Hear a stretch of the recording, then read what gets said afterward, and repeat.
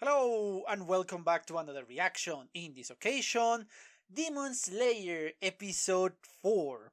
Yes, last time we got the training of Tanjiro, and it was again I found it interesting that they took all that time to train, because again usually is and this is a cliche, this is a cliche of the anime, that the villain trained for 500 years and suddenly this teenager that trained for like 2 hours and it beat the crap out of him thanks to the power of friendship.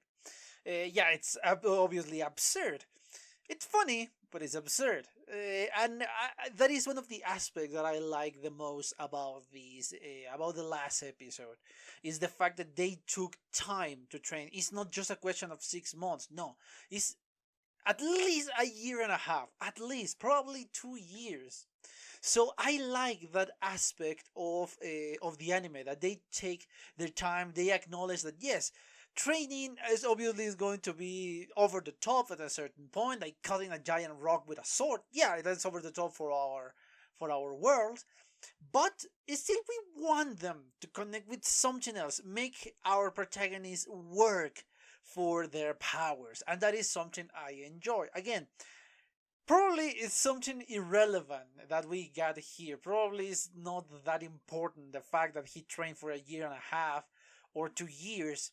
But for me, that speaks volumes. And I don't know why, but I love the fact that this a long time they took to train, in this case, to develop the strength. Yes, we don't see 1 year and a half, but only the mention that he trained for 1 year and a half, it's enough for me to be giddy and say, oh yes, this is awesome. I like it.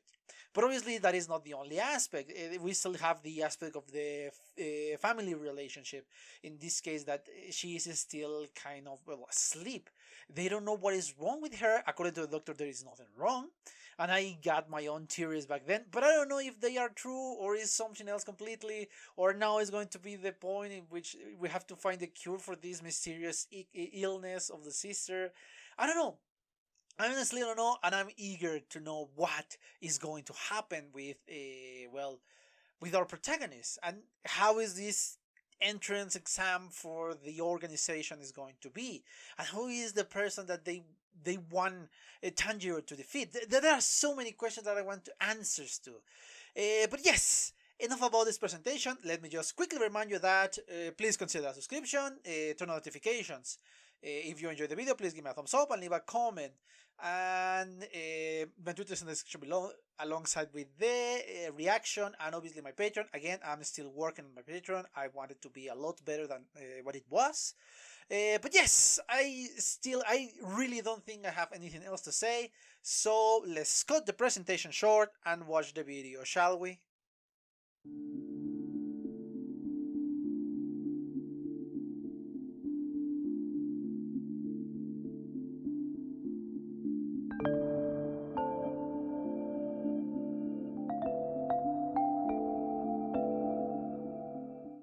Okay, I'm back. I just watched a second time. Yeah, the last 5 minutes of the episode, I watched it a lot more times, to be honest. I don't know, 5 or 6 times. So yeah, it was. Oh, it was so awesome. And again, just as I said during my reaction, I'm starting to understand the hype for this anime. Because yeah, before it was a neat anime, it has neat parts, it has an interesting plot. But now with this episode, I think I'm starting to understand why this is so well loved.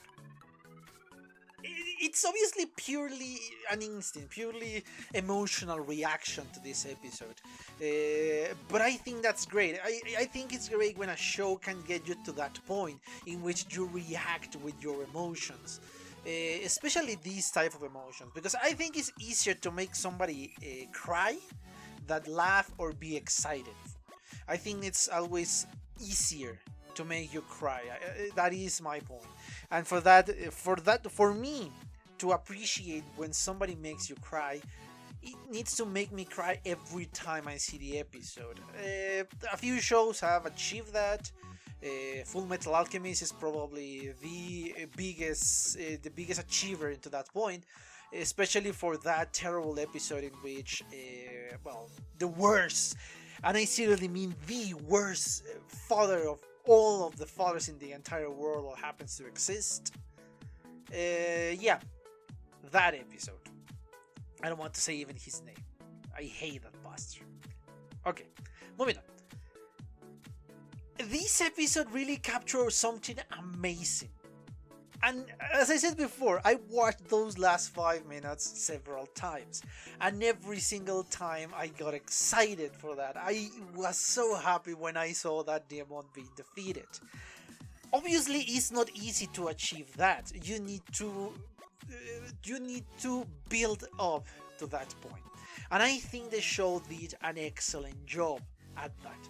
Again, in last episode I've been talking about Tanjiro and how he's stubborn and how... Let's add something else. This is more of a physical characteristic of him other than anything else. But I love the fact that they took this, we could consider a minor ability, the ability of such a great sense of smell, and they increased that. They put him alongside with a teacher that has a similar ability that could make him grow the best that he could. Yes, but again, that is build up. That is something that they let you know, okay, we are doing this in the correct order, we're doing this in the correct way. I love the fact that, yeah, Tanjiro perhaps is not the only person in the entire universe of this anime that has such a keen sense of smell. There is somebody else, in this case his teacher, and perhaps we're going to meet somebody similar to him in the future, I don't know. But the fact that they took this, and even with that they make him that such an amazing characteristic of Tanjiro, is a great thing. So the teacher and student share this. The teacher and student are working hard, and even the teacher put an what is to believe an impossible task for him to fail, because it was preferable for him to fail at this moment instead of being killed. Because yes, when you start the episode, you start saying, okay, why he did that? Why is he like this? Why is behaving like this? But after the episode, and thanks to this episode, you start to understand Urokodaki, yeah. Yeah. That person really wanted, he doesn't want to send to their death more children. Because this demon that we meet in the middle of the episode, oh no, almost at the end of the episode, he was after the students of Urokodaki. Why? Because he captured him and he's been locked in for 47 years, I think it was. So he hates especially Urokodaki and his students, because he cannot damage the real demon slayer. He is going to hurt him by killing off all of his students. So that's why he didn't want to send any more. So that's why he put this impossible task, and that's why he was so strict against Tanjiro. And that is why that big rock was the final test. I don't know, and this is just mere speculation on my behalf. I don't know if the show clarifies that. I don't know if the manga clarifies that. But this was the biggest and toughest rocks in the entire training ground, let's say, that he has to pass. I guess the logic in Urokodaki is that if he doesn't break it, he's going to be alive. He's going to be well. I'm going to take care of him. He's going to help me. He's going to be here. He's going to be trained. He is not going to be useless. He's going to do something else. He's not going to fulfill his dream to help his sister, but he's going to be fine. He's going to be alive. And if he manages to destroy this rock, then he's going to be able to pass the test. He's going to be able to survive. Yes, there are going to be tougher tests in the future, but he's not going to die this soon. In the mouth of these demons, in the hands of these demons. So I guess that was the logic, and perhaps even if he believes that he could break the rock, he didn't want to train him as hard as the other ones, because he didn't want to still got that possibility that even if he passed the test, he wasn't going to be able to survive the final of the entrance exam, let's say. So yes, you start to understand more about the characters thanks to these actions. I love the way that the narrative of this show is working around that. It's not telling you exactly that in the moment, but it lets you understand that in the future. I love that. That is a great setup and payoff. Because even if you do not understand, in the moment it happens, once you get more information, start to understand it, you start to realize, oh my god, that is such a great thing to see. I love it. I love when a show does that.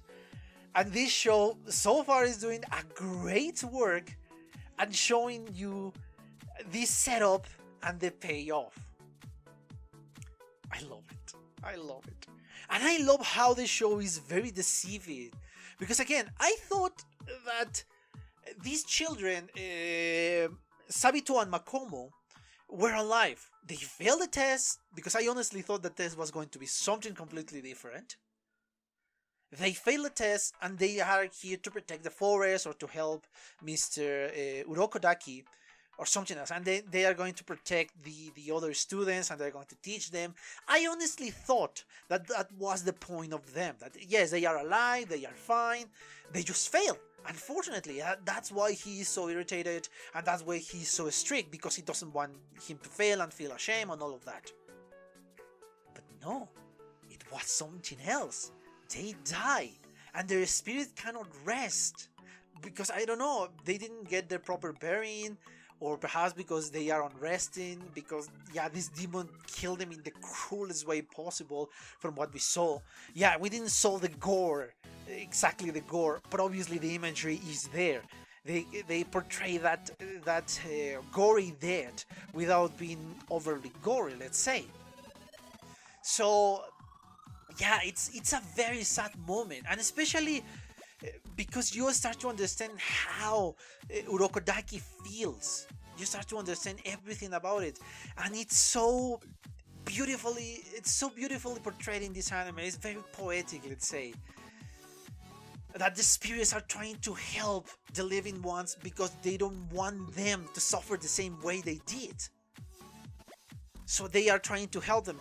They are, in a certain moment, cruel. They are strict. They are, I don't know, very unpolite. I cannot find the right word to express how Sabito behaved back then. But there is a good reason. There is a good reason for that. Because if they weren't like that, Tanjiro would have suffered even more back then. Because that demon enjoys to see these students suffering. And he was going to make Tanjiro suffer. That is something I am 100% sure. So, the training needs to be very harsh for Tanjiro to be ready. It is a fascinating episode, and it clarifies so many things of what we have seen, and some things that I did not even think about. Oh my god, it's such a great episode. And yes, the other student that ran away, yeah, obviously he's fearful, but come on, you are not going to be able to be a demon slayer with that attitude, because he abandoned his comrade. Even his comrade saved him before, and he was not willing to reciprocate that. So yeah, I don't think he's made to be a demon slayer. He's just an extra, as I said during my reaction. And yes, ironically, the dullest colors, which should be an advantage in this situation because you are harder to spot, you are harder to see the movement, are the worst colors that you can have in an anime. And the bright colors are the best because that means you're a protagonist and you have, at least for a certain point, armor plot that you're not going to be damaged and you're going to advance. So you either, even if you survive, perhaps you are not going to be able to be way too far away in the anime, or you're going to die in the case of some of the people that we see in this first day of the exam. I don't know if we're going to see all the days or we're going to see another stronger demon, Because yeah, this was the strongest so far we have seen. I don't know if the demon that transform the sister is even stronger, but we haven't seen him. So yeah, I think still it's maintained like that. This is the strongest demon we have seen. Because even those two demons that appear at the beginning of the test were kind of like, yeah, this is to show the result of Tanjiro's training. They are just minor demons that are going to be dealt very easily, and yes, they were. So you can see, oh, Tanjiro is great, Tanjiro is powerful, and this other demon is the real test, is the real powerful one. That did not leave Tanjiro enjoy his victory for that much. But then, after that small victory, because yes, it was small, he gained a better one, a bigger one. Because he did not only defeat this strong demon, he avenged the other 13 students that die in the many hands of this one. So yeah, it's more satisfactory, and especially the face of the demon when his neck was cut. Oh my god, that was so great! See, this is what I was waiting for. These moments of happiness, of excitement, of oh my god, I love when an anime can do that to me, man. Oops, I don't know what fell, but anyway, yes, that's just so great. And I genuinely love this episode. And I cannot wait for the next one. But I think I exhausted the topic of this one. I hope you enjoy it. And let me just quickly remind you that if you enjoy the content of the channel, please consider subscriptions and turn on notifications. If you enjoy the video, please give me a thumbs up and leave a comment so I know what you think about my reaction, the video, or the commentary. If you want to follow me on Twitter, the link is in the description below, alongside with my Patreon. I am still working on the Patreon. I need to improve that Patreon. I think it was very subpar, so I need to be working on that. But anyway, yes, I think that's it. I hope you enjoy it, and I have nothing else to say, but thank you for your attention, and well, see you on the next one. Bye! Okay guys, I hope you enjoyed that video, and if you did, give it a like, so the algorithm from YouTube will help me out. And check my other videos, share them, and also why not subscribe to my channel and join this community. And as always, I want to thank you for your attention, your likes, and even your dislikes, your comments, which is something I always look forward to read. And yeah, once more, thanks and see you on the next one.